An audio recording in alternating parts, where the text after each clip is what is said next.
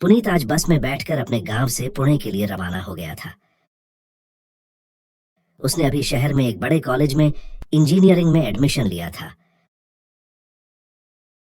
वो पुणे शहर में पहुंच गया था। कुछ देर बाद पुनीत एक बंगले के नीचे खड़ा था। पुनीत ने पहले ही वो बंगला किराए पर ले रखा था। वो बंगले के सामने सड़क पर था।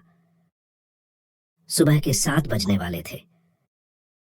ठंड का मौसम होने के कारण सड़क बिल्कुल सुनसान पड़ी थी।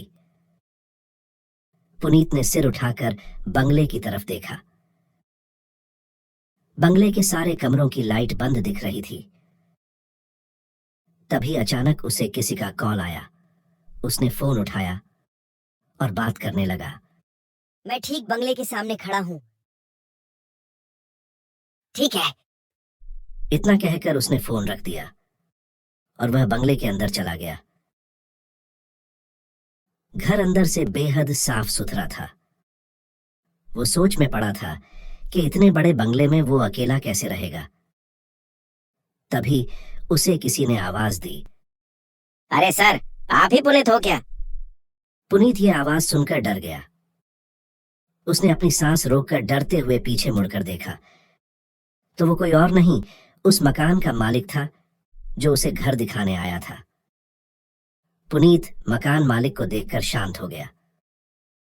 उसने बिना कुछ कहे पुनीत को पूरा घर दिखा दिया। तभी एक कमरे में अब वो दोनों एक दूसरे के सामने खड़े थे और उनके बीच में एक तस्वीर लटक रही थी जिसमें 2 औरतें और एक मर्द मिलकर कुल 3 लोग दिख रहे थे। तभी मकान मालिक बोला, ये मेरे दादाजी और उनकी 2 बीवी यूं की तस्वीर है। इस घर में पहले ये रहा करते थे। तुम्हें वह तस्वीर के सामने की मोमबत्तियां दिखाई दे रही है? हाँ, मेरे सामने ही तो जल रही है। मेरी बात ध्यान से सुनो। जब तक तुम इस बंगले में हो, ये कैंडल्स कभी बुझनी नहीं चाहिए। इसकी जिम्मेदारी मैं तुम्हें देता हूँ। अगर गलती से कभी एक मोमबत्ती बुझ गई तो जितनी जल्दी हो सके उसे दोबारा लगा देना, और अगर तीनों एक साथ बुझ गई तो अनर्थ हो जाएगा। पुनीत ने थोड़े आश्चर्य से पूछा क्योंकि उसे कुछ समझ नहीं आया था। अगर यह मोमबत्तियां बुझी तो ऐसी क्या आफत आ जाएगी जो आप इतनी सीरियसली कह रहे हैं? मकान मालिक ने पुनीत की बात को टोकते हुए कहा, यह सब मत पूछो। तुमसे जितना कहा उतना करो। अगर यह शर्त मंजूर है तो यहाँ रह सकते हो, वरना चले जाओ यहाँ से। मैं घर किसी और को किराए पर दे दूंगा। पुनीत बिना कुछ कहे वहीं शांत खड़ा रहा। वो गहरी सोच में पड़ा था। हे भगवान, अगर मुझे ये घर नहीं मिला तो मैं इस अनजान शहर में कहाँ भटकता फिरूंगा। पुनीत के पास दूसरा कोई रास्ता नहीं था। वो मकान मालिक की बात को मान लेता है। मकान मालिक पुनीत से महीने का किराया लेकर वहां से चला गया। पुनीत ने रात का खाना खाया और अपने कमरे में जाकर सो गया। लगभग आधी रात बीत गई थी। पुनीत शांति से सो रहा था। तभी तस्वीर के नीचे लगे 3 मोमबत्तियों में से एक मोमबत्ती बुझ गई। तभी अचानक बाहर जोर से हवाएं चलने लगी। हवा के कारण पुनीत के बेडरूम और हॉल की खिड़की खुल गई। उससे पुनीत की नींद भी टूट चुकी थी। डर के मारे उसने तुरंत हॉल की तरफ दौड़ लगाई। उसने हॉल में आकर सारी खिड़कियां बंद कर दी और फिर से सोने के लिए बेडरूम की तरफ मुड़ा, पर जैसे ही मुड़ा, डर के मारे उसका शरीर थर-थर कांपने लगा।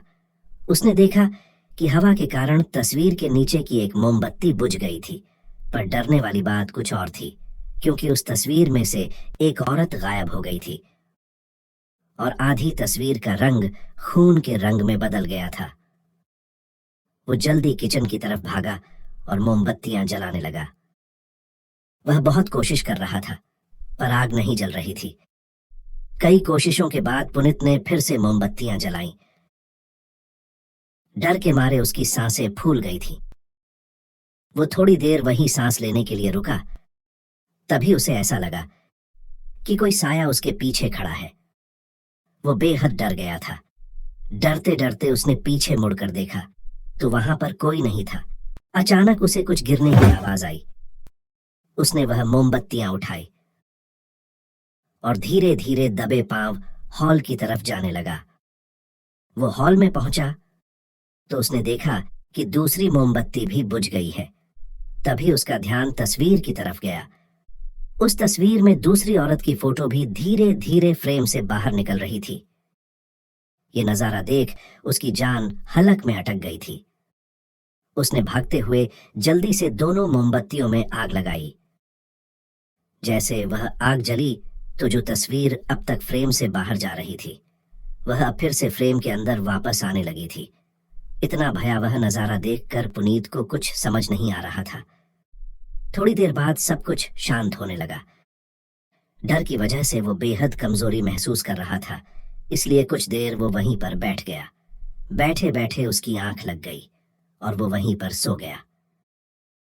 सुबह के 4 बजने वाले थे। चारों तरफ शांति फैली हुई थी। अचानक वो तस्वीर हिलने लगी। हिलते हिलते वो टूटकर जमीन पर गिर गई। उस फ्रेम को गिरा देखकर पुनीत चिंता में पड़ गया और सोचने लगा कि दरवाजा खिड़कियां तो बंद है, फिर ये फ्रेम गिरी कैसे? वो खड़ा हो गया। उसने वह तस्वीर देखी तो वो लड़खड़ाते हुए जमीन पर गिर गया। डर के मारे उसकी हालत खराब हो गई थी, क्योंकि फ्रेम से मकान मालिक के दादाजी और उसकी 2 बीवियों की तस्वीर ही गायब हो चुकी थी। तभी अचानक बाहर बिजली की कड़कड़ाहट और हवाओं का बहना चालू हो गया था। उसे समझ नहीं आ रहा था कि वह क्या करे। वो बाहर की तरफ भागने लगा, पर यकायक उसे किसी के बातें करने की आवाज आने लगी। उसने ध्यान से सुना तो उसे पता चला कि वह आवाज घर के अंदर से ही आ रही थी। पुनीत के मन में यह बात पक्की हो गई कि उसके अलावा भी इस घर में 4 से 5 आदमी और है। वो धीरे धीरे डरता हुआ हॉल की तरफ जाने लगा। तभी अचानक उसे हॉल में 2 औरतें और एक आदमी दिखाई दिए, जो कि एक लकड़ी के सहारे हवा में लटक रहे थे। उनके डरावने चेहरे देख पुनीत के पैर वहीं थम गए। डर के मारे उसने चिल्लाना चाहा, पर उसने अपने हाथों से खुद का मुंह दबाकर खुद को चुप कर दिया।